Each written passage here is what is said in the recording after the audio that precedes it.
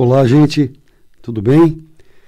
É muito bom estar com vocês para falar um pouco sobre medicina preventiva, como nos mantermos saudáveis, mas não simplesmente saudáveis, em níveis ótimos de saúde. É uma diferença muito grande nisso e nós vamos conversar um pouquinho a respeito logo, logo.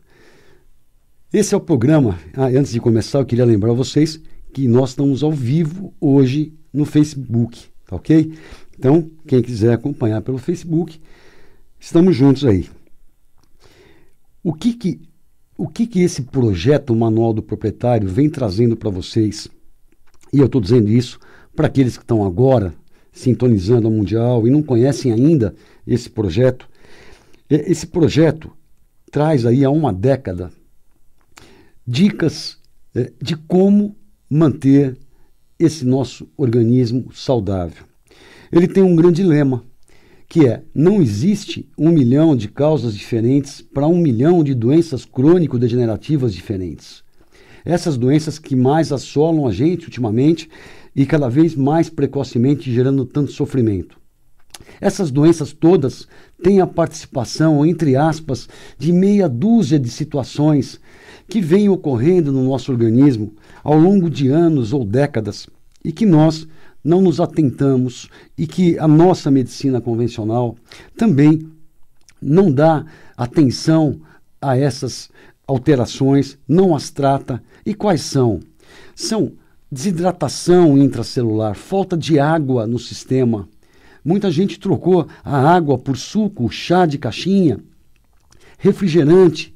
A água é uma raridade. Então, muita doença advém da falta de água dentro da célula e nos tecidos que permeiam na matriz extracelular. A mesma coisa em relação ao oxigênio. O sedentarismo, a falta de atividade física. Nesse mundo poluído que a gente vive, ele está aí participando também da gênese de inúmeras doenças, e não só as respiratórias, mas todas as outras, porque sem oxigênio, dentro da mitocôndria, no local da célula de produção de energia, a nossa fornalha de energia, nós não vamos fazer energia. Sem energia, nós não temos como fazer o sistema todo funcionar adequadamente. Então, olha como são coisas simples. A deficiência de nutrientes, a desproporção de nutrientes, nutrientes, ou pior ainda, não nutrientes que comem o dia todo, como salgadinhos em saquinho, como bisnaguinhas, docinhos, farinha refinada, arroz branco, essas substâncias de alto índice glicêmico, causando aumento de resistência à insulina, causando uma série de outros problemas, a deficiência de nutrientes, vários deles, como gorduras boas, como ômega 3, causando uma desproporção nas gorduras boas, aumentando a inflamação nos nossos corpos. A inflamação silenciosa é um outro desses monstrinhos que está presente em tudo que é doença crônico-degenerativa, né? Então, falta de água, falta de oxigênio, falta de nutrientes, aumento de resistência à insulina por comer errado. Isso tudo com mais desmodulação hormonal. Quanta gente vivendo com a tireoide, achando que ela está funcionando muito bem, mas estão em hipotireoidismo subclínico. Ela não está na sua função ótima. Isso é a mesma coisa em relação a todos os outros hormônios. A vitamina D, que é um hormônio também, e daqui a pouco eu vou responder um ouvinte que me pergunta a respeito, não é? Então, quando a gente começa a colocar isso tudo em níveis ótimos, a doença não encontra terreno para se manifestar. E se ela já estiver manifestada, ela não encontra terreno para evoluir. Então, atenção, né? Sempre que se deixar de lado a nutrição funcional e a medicina funcional, a sua saúde também vai muito mal. Essa é a nova frase nossa, do nosso projeto Manual do Proprietário. Deixou de lado a medicina funcional, a nutrição funcional, com certeza a sua saúde também vai mal. Então, as nossas dicas estão focadas nesse sentido da medicina funcional, de ver o sistema como um todo. Ou será que nós estamos fadados a viver em níveis subótimos de saúde? Você gostaria de ver o seu filho em níveis subótimos de saúde, simplesmente tocando a vida, né? Sem energia suficiente, sem disposição suficiente, sem um QI desenvolvido adequadamente, se arrastando para as atividades físicas, se arrastando para passar de ano? Ou você queria ver essa moçada voando? Essa diferença de subótimo e em níveis ótimos de funcionamento, todo o organismo. Então, e para isso, nós temos que usar essas dicas todas do Manual do Proprietário. Porque o que acontece hoje é que estão satisfeitos por estar em níveis subótimos. Nós não damos atenção a uma série de coisas do ambiente externo, a toda a toxicologia ambiental que está invadindo o nosso organismo todos os dias. São metais tóxicos, chumbo, alumínio, mercúrio. Agora, olha, uma dica interessante para vocês. Quando vocês forem aos seus médicos para exames de rotina e solicitarem para vocês exames laboratoriais, vocês podem sugerir que eles também peçam para dosar chumbo, alumínio e mercúrio no seu sangue. A grande maioria dos convênios está cobrindo esse exame. E vocês vão ver que muitos e muitos de vocês, para não dizer todos, vão estar contaminados. Só que no resultado vai estar assim: é aceitável você ter até X de alumínio no corpo, até Y de mercúrio no corpo, até Z de chumbo no corpo. Só que não é aceitável. A medicina, a ciência sabe que não existem níveis aceitáveis desses metais tóxicos do nosso corpo. Eles não foram feitos para conviver conosco. Quando nós somos criados, eles não tinham sido criados ainda pelo homem. Então, eles estão envolvidos na origem, na produção de todas as doenças. Eles estão junto com os agrotóxicos, com os poluentes persistentes, né, da natureza todos, inseticidas, herbicidas, tudo mais, eles estão alterando o funcionamento do nosso organismo. Existem estudos e mais estudos mostrando isso. No novo Manual do Proprietário, vocês vão ter um capítulo só sobre isso, explicando o que vocês podem fazer para estar fazendo uma faxina cotidiana, né? Uma faxina que vai diminuindo levemente, todo dia, essa carga tóxica que entra. Porque eu falo assim, você tem um limite de saturação, você nasce com uma carga muito pequenininha que você já herdou da placenta da sua mãe, que já estava contaminada. Aí, durante a sua vida de bebê, a sua infância toda, a sua adolescência, esse lixo vai aumentando e vai acumulando.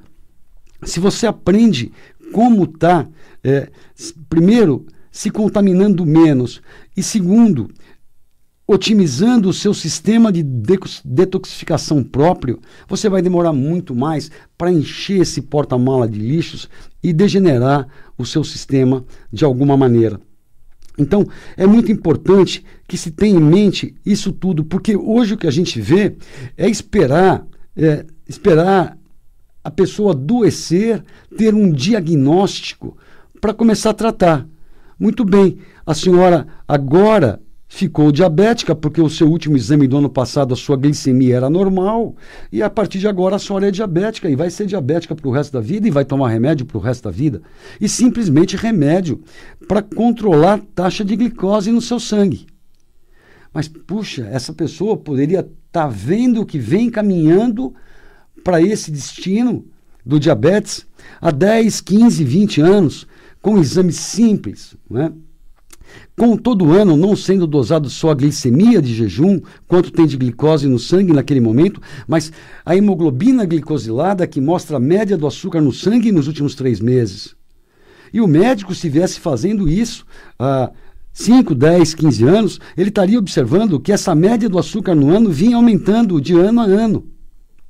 E a insulina necessária para manter essa média também viria aumentando ano a ano. Então, ele poderia dizer para o paciente teria que entender isso, e eu estou falando para o paciente justamente pedir isso, né, para o profissional que o atende. Eu quero saber como é que anda a média de açúcar no meu sangue. Eu estou precisando gastar muita insulina para manter essa média normal. Eu estou caminhando para o diabetes, como o meu avô era diabético, a minha avó era diabética, o meu tio era diabético, a minha mãe era diabética. Eu estou indo para esse mesmo caminho? Aí, óbvio, o médico com esses exames na mão, ele pode dizer, olha, vem sim, porque há 5 anos atrás, a hemoglobina glicada, a média do açúcar no sangue, ela estava em níveis muito bons, estava em 5. Hoje está no nível máximo, que é 6. E você mantinha 5, gastando só 5 de insulina por dia. A sua insulinemia de jejum era 5. Hoje, para manter seus níveis em 6, que é o nível máximo, você está gastando 15, ou seja, 3 vezes mais, 200% a mais. Você ganhou peso nesse período, você ganhou gordura abdominal nesse período, o seu triglicérides subiu junto nesse período. São todos indícios que ele está caminhando para isso. E se há 15 anos atrás ele fosse atentado para isso, ele fosse orientado, né, com uma dieta, com uma atividade física, com minerais que controlam a resistência à insulina, que diminuem a resistência à insulina, como cromo, vanádio, magnésio, plantas, fitoterápicos, né, vários que funcionam muito bem, mudado a dieta, ele não teria recebido esse diagnóstico, que seria para sempre, para tratar com remédios, simplesmente para controlar a glicemia. E os estudos mostram que mesmo tomando os remédios e controlando a glicemia, essa doença, uma vez instalada, ela vai levando à degeneração dos nervos, vai levando à degeneração dos vasos e com todas as terríveis consequências, que é a doença cardiovascular, infarto, AVC, doença arterial periférica, insuficiência renal, feridas que não cicatrizam, amputações, cegueira, disfunção erétil. Olha só quanta coisa. Por quê? Porque não é cuidado do que o diabetes gera, só é controlada a glicose no sangue, está em níveis normal, está normal, mas não se cuida do estresse oxidativo, do excesso de radicais livres produzido, da inflamação crônica silenciosa, da glicação, que é a destruição das proteínas. Tudo isso deveria estar sendo feito conjuntamente com o remédio que ele vem tomando. Aí sim, a aplicação, que é um sonho da medicina funcional com a medicina convencional, ortodoxa, utilizar todas as ferramentas para um resultado melhor. Eu quero dizer para você que está sintonizando agora Mundial e não conhece ainda o programa Manual do Proprietário, eu queria deixar algumas dicas para você que eu considero muito importantes.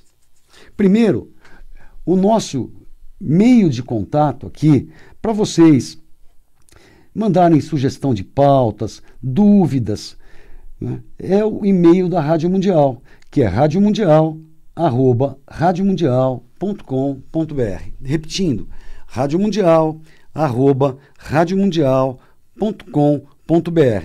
Então enviem seus e-mails com sugestões de pauta, com dúvidas, que a nossa diretora de jornalismo, a Samira Chaine, prepara esse trabalho todo para mim, com muito carinho, me entrega, e aí eu torno o nosso programa muito mais interativo.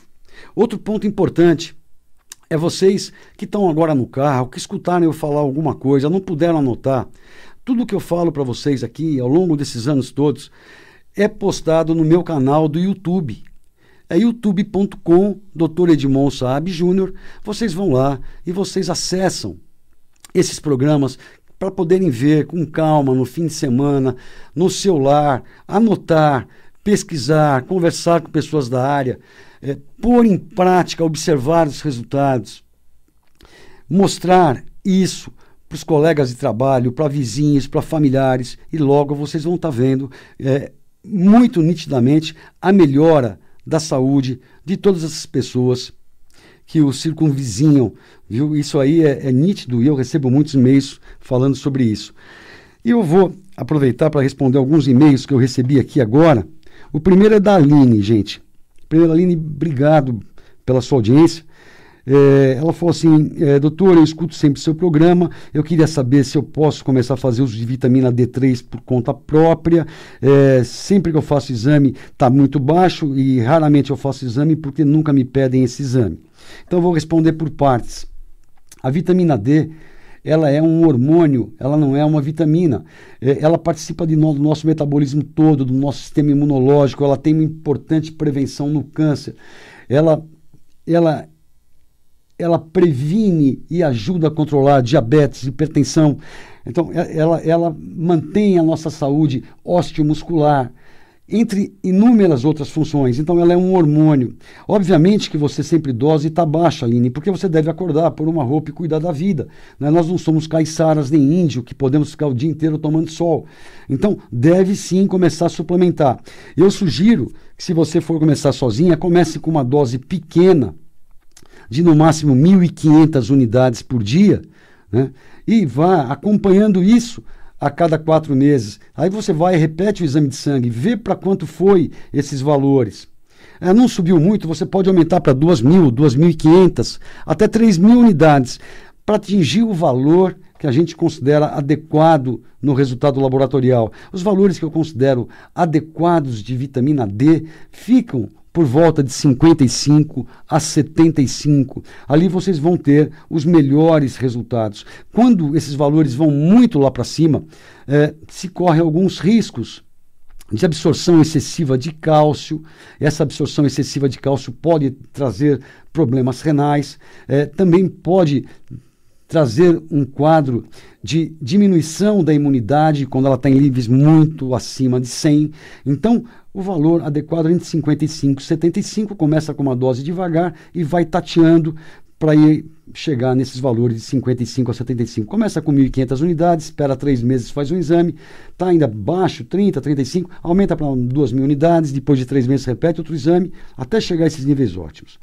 Outra coisa que ela me pergunta é em relação a câncer. Ela tem um problema dessa doença nas mamas, foi tratada, e me pergunta sobre autoimunoterapia. Sobre autoimunoterapia, eu não sou uma pessoa experiente nesse assunto para te responder. E a outra coisa que ela me fala é que ela vive em pânico, não é? Que ela não acredita na cura, e sim no controle, e ela vive apavorada com medo desse câncer voltar. Né? E ela nem faz planos para o futuro, e ela é jovem, mas ela vive com uma espada na cabeça. Então, aí é uma coisa que eu acredito muito e eu tenho experiência, eu queria te falar um pouco, Aline. Essa postura emocional é uma coisa muito importante frente a qualquer doença. A postura emocional. Porque cada pensamento que você tem, você gera uma emoção. E cada emoção, essa emoção, ela gera automaticamente uma transformação, uma alteração via hormônios e via neurotransmissores em cada célula do seu corpo. Então eu poderia dizer que além de você o que você come, você é também o que você está pensando e sentindo. E aí eu acho muito importante que você tivesse o apoio de um profissional, né, que você tivesse ligada, de alguma maneira, a alguma instituição, algo ligado à fé, além da psicoterapia. Sabe, tem muita coisa legal para você fazer nesse sentido hoje. A própria constelação familiar é um negócio legal, muito legal para isso, para a gente ver da onde vem esse pânico, esse pavor, porque enquanto você tiver com esse pânico, esse pavor, que nem você me fala, essa espada na cabeça, você vai estar vivendo uma situação de estresse. E essa situação de estresse vai fazer com que você libere muita cortisona, muita adrenalina. E essa situação vai ter todas as consequências no seu organismo, inclusive uma, que é uma baixa função imunológica. E você tendo uma baixa função imunológica, é tudo que a doença precisa para retornar e para evoluir. Então, o controle, a posição, o equilíbrio emocional, lógico, além atividade física, o novo livro que eu estou lançando está falando muito de oxigenação e câncer, e prevenção de câncer, de comidas que são extremamente perigosas para tumores como câncer de mama e de próstata, que tem a mesma origem no homem e na mulher. Leite e derivados são terríveis para isso. O açúcar é terrível para isso. Essas células tumorais se alimentam de açúcar. O leite e os derivados, por causa da caseína, tem estudos e mais estudos, e eu estou colocando no meio dos textos lá, que são danosos para isso. Então, você procurar uma orientação legal quanto à nutrição, quanto a equilíbrio emocional, porque assim eu tenho certeza que você pode vencer sim a doença, como eu já vi. Mas eu já vi, assim, centenas de pacientes durante a minha vida médica vencerem. Tá ok?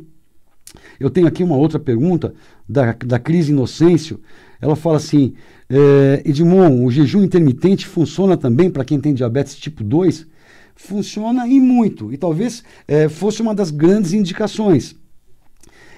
Quem não sabe nada sobre jejum intermitente, vejam alguns programas anteriores meus que eu falo um pouquinho sobre isso. Mas, quando você faz jejum intermitente de 16, 17, 18, 20, 24 horas, o que acontece? Seus níveis de insulina caem e o seu corpo muda o mecanismo de produção de energia da utilização do carboidrato, porque ele vai ficar sem, para a utilização de gorduras para transformar em energia. Isso é muito benéfico para quem tem síndrome metabólica, diabetes tipo 2. Muitas pessoas que têm o diabetes tipo 2, elas não têm falta de insulina, elas têm excesso de insulina não funcionante. Ela está com aumento de resistência à insulina. E o jejum intermitente vai diminuir essa resistência à insulina. É muito importante. Além de acionar o processo da autofagia.